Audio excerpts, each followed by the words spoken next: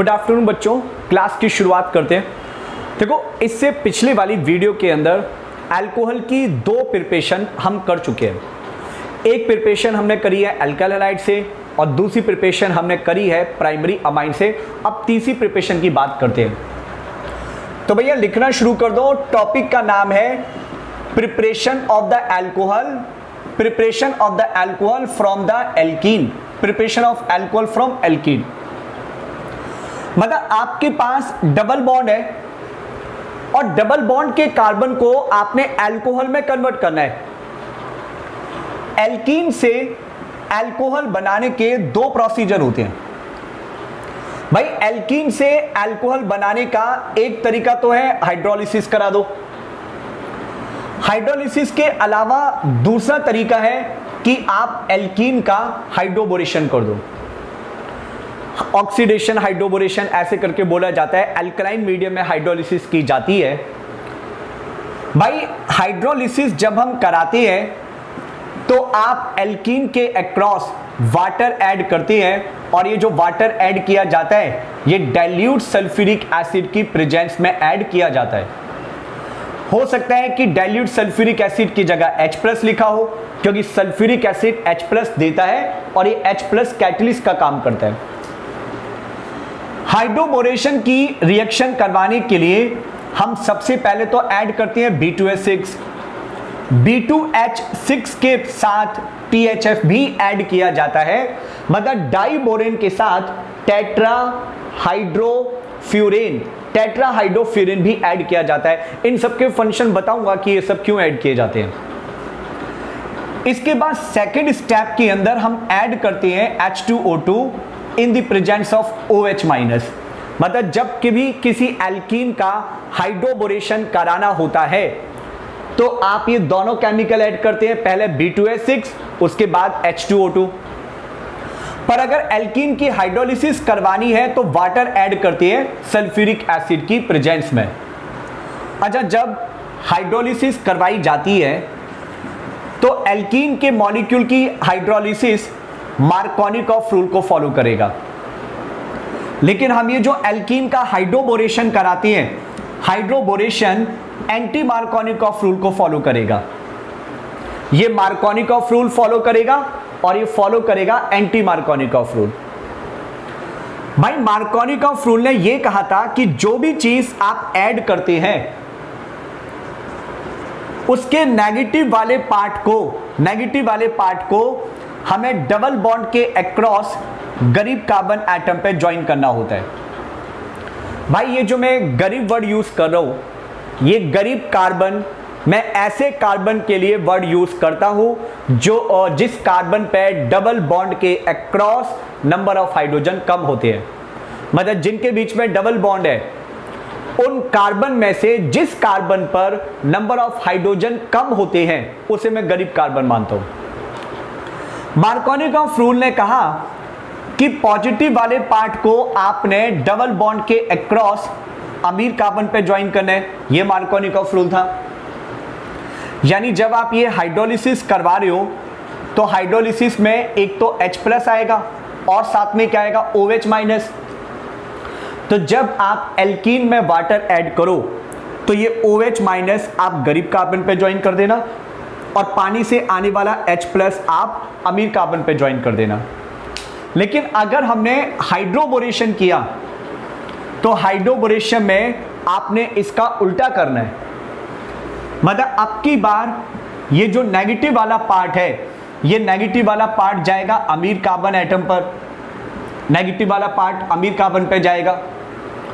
और ये जो पॉजिटिव वाला पार्ट है यानी हाइड्रोजन को आप ज्वाइन करेंगे गरीब कार्बन एटम पर। यार इसमें ये जो हाइड्रोजन होता है, ये हाइड्रोजन हमें इसमें से मिलेगा, B2H6 डाइबोरेन में से हाइड्रोजन मिलेगा और ये OH- जो हमने यहां पर ऐड किया है इसमें से आता है। तो मैं आपको ये समझाना शुरू करता हूं कि हाइड्रोलिसिस कैसे की जाती है, हाइड्रोबोरेशन कैसे किया जाता है। तो पहले मैं हाइड्रोलिसिस स्टार्ट करता हूं कि एल्कीन की हाइड्रोलिसिस का मतलब क्या है। तो आप लोग हेडिंग डाल लीजिए, hydrolysis of the alkene. Topic का नाम है hydrolysis of the alkene.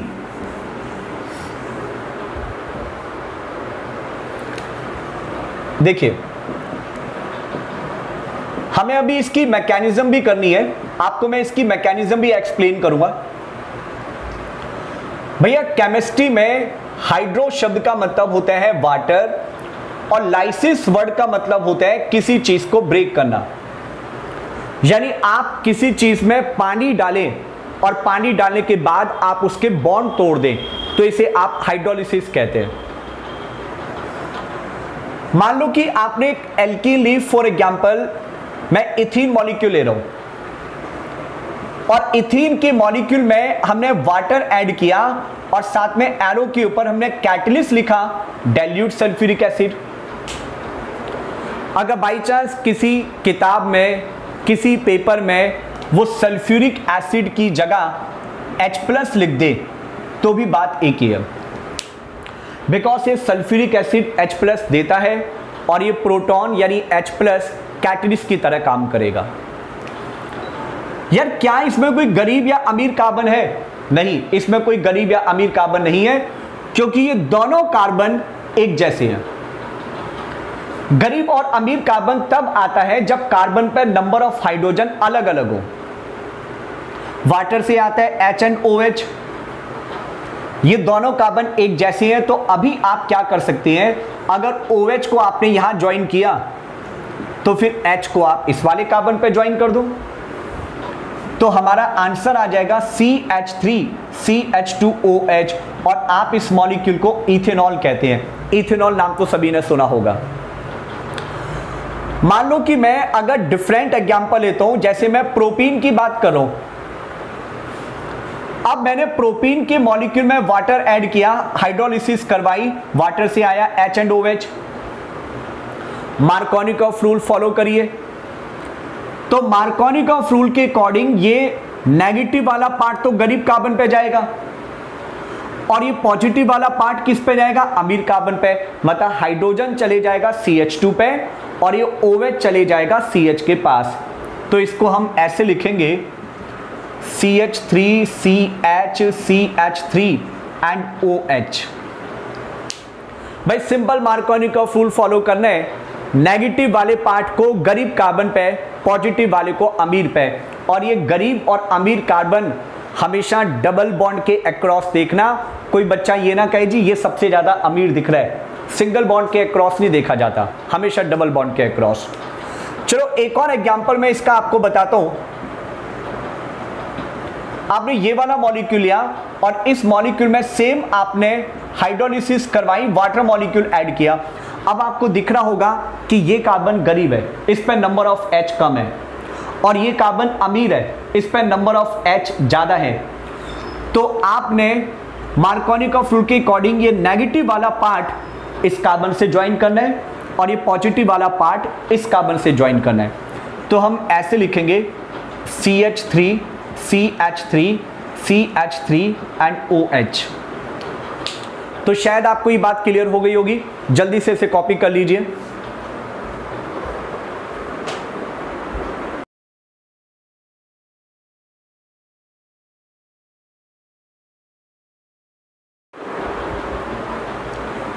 Alkene की हाइड्रोलिसिस करने के बाद अब हम उसकी मैकेनिज्म की बात करते हैं।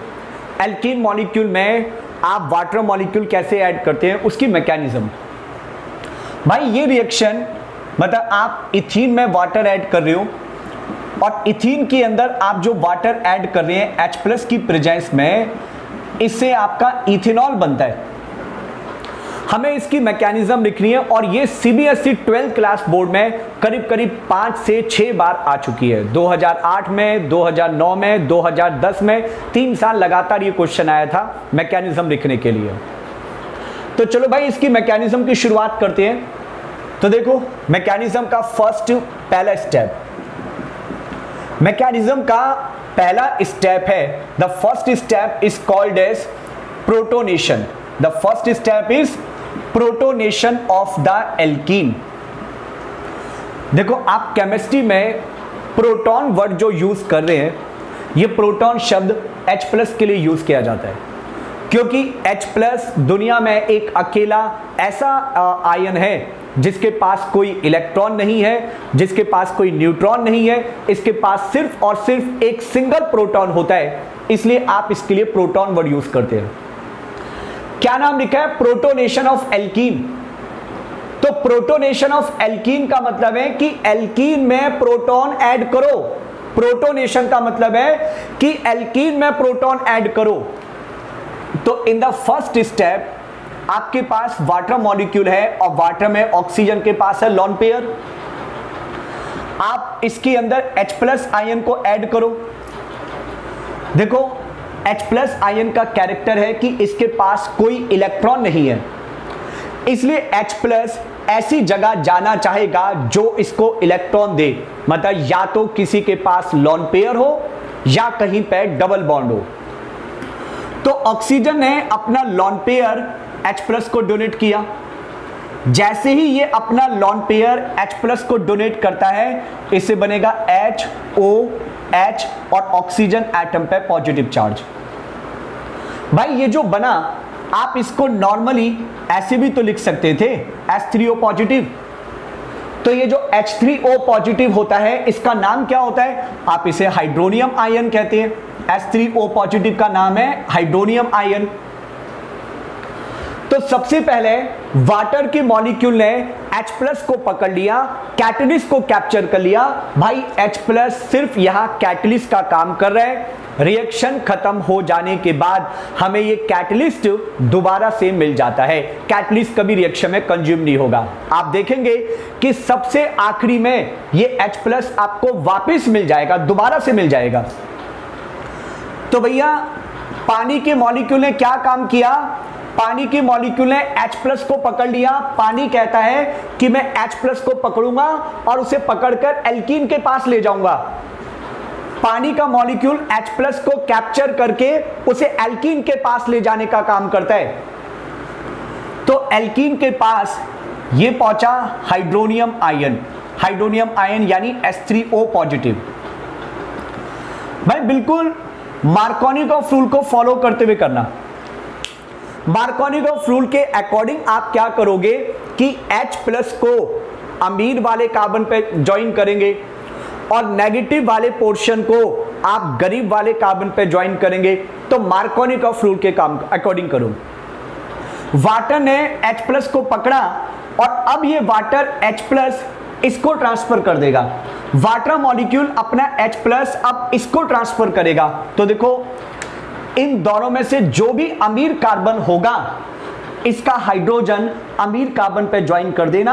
हालांकि इसमें कोई अमीर कार्बन नहीं है। मान लो कि इसने अपने पाई बॉन्ड के इलेक्ट्रॉन H को डोनेट किए, मतलब मैं इस हाइड्रोजन को इस वाले कार्बन पे डोनेट कर रहा हूं। जब ये इसको इलेक्ट्रॉन डोनेट कर रहा होगा, उस वक्त इस वाले बॉन्ड के अंदर जो 2 इलेक्ट्रॉन थे, ये दोनों इलेक्ट्रॉन ऑक्सीजन विड्रॉ कर लेगा, क्योंकि ऑक्सीजन एटम पे पॉजिटिव चार्ज स्टेबल नहीं हो सकता। ऑक्सीजन एक इलेक्ट्रोनेगेटिव एटम था। तो ऑक्सीजन यहां से इलेक्ट्रॉन को विड्रॉ करेगा।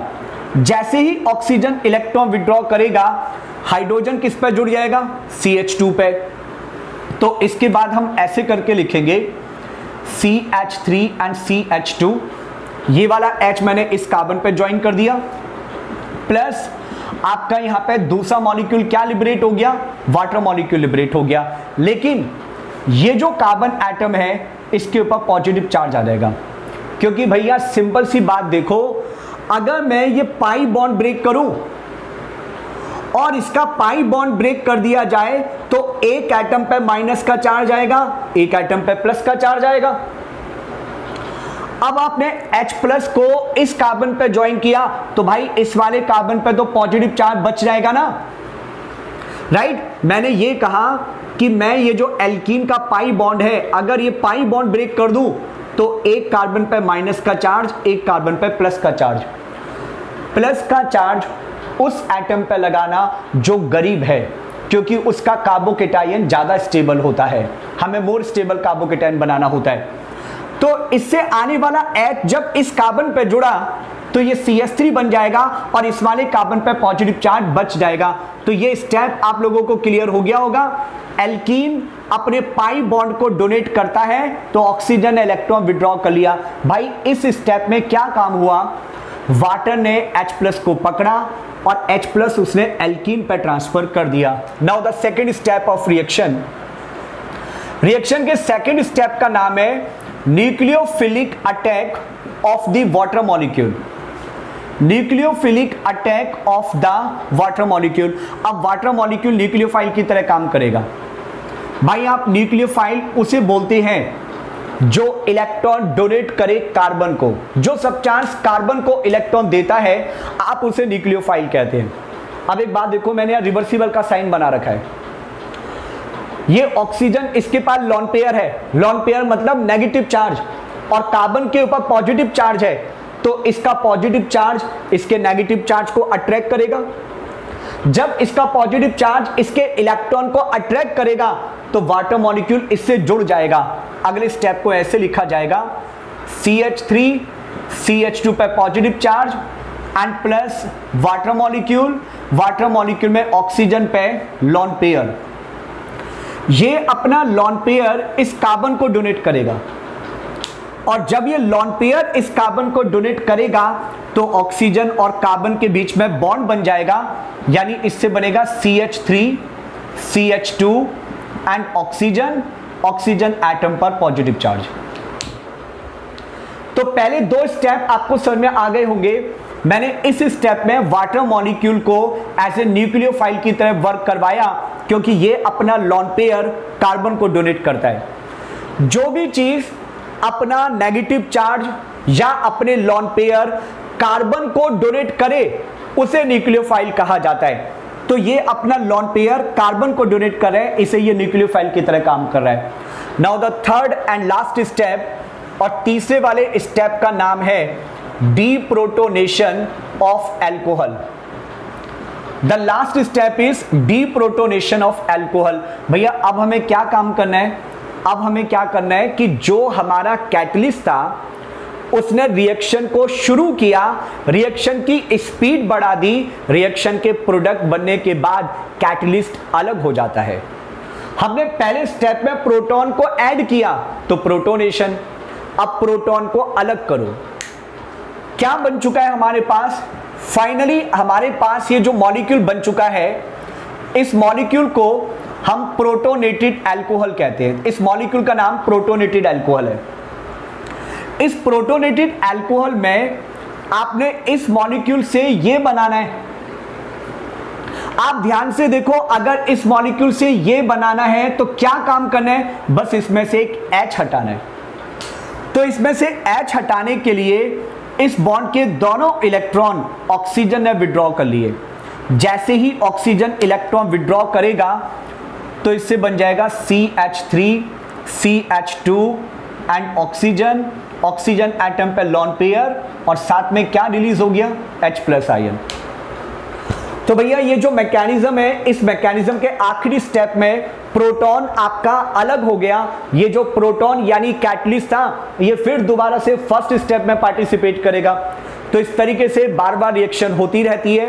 प्रोटोनेशन आपको मैंने बताया, डीप्रोटोनेशन बताया, न्यूक्लियोफिलिक अटैक बताया, ये हमारी एल्कीन की हाइड्रोलिसिस है। अब आप लोग अलग से एक एग्जाम्पल की प्रैक्टिस करना प्रोपीन के साथ। ये मैंने इथीन का करवाया है, आप प्रोपीन के साथ करना। पहला स्टेप तो सेम यही रहेगा। आप इस वाले स्टेप में क्या करेंगे, H को कौन से कार्बन पे ले जाएंगे, जो कार्बन आपका अमीर होगा, राइट। फिर उसके बाद आप फॉलो करेंगे, आप प्रोपीन की हाइड्रोलिसिस खुद कर लीजिएगा। चलिए वेल, फिर इसके बाद आगे शुरू करते हैं। पहले आप लोग लिख लीजिए, ओके।